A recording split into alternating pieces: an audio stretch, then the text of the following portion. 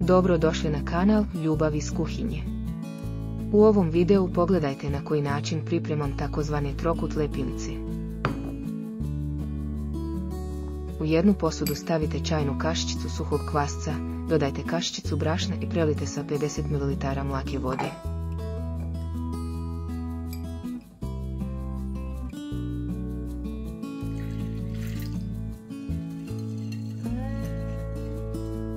Ostaviti na toplom mjestu 10 minuta.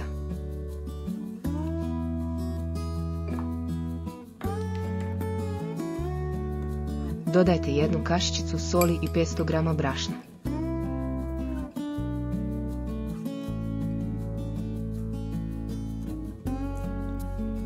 Pripremite 150 ml mlake vode i zamjesite mekano tijesto. Po potrebi dodajte još brašna i mijesite dok se tijesto ne odvoji od rubova posude.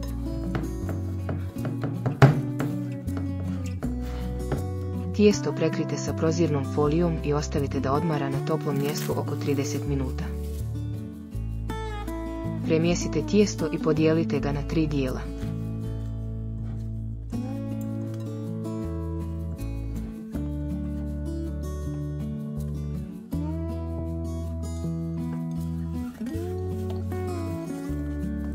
Svaki dio oblikujte u lopticu. Razvaljajte rukama i isjecite na trokute.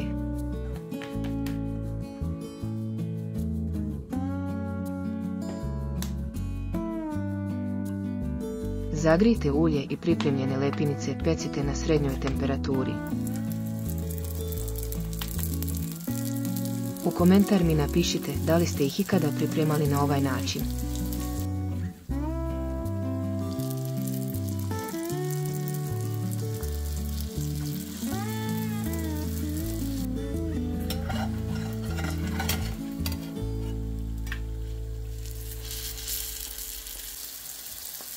Ponavljam postupak i na kraju sam dobila ove prelijepe trokut lepinice koje su najdraže djeci.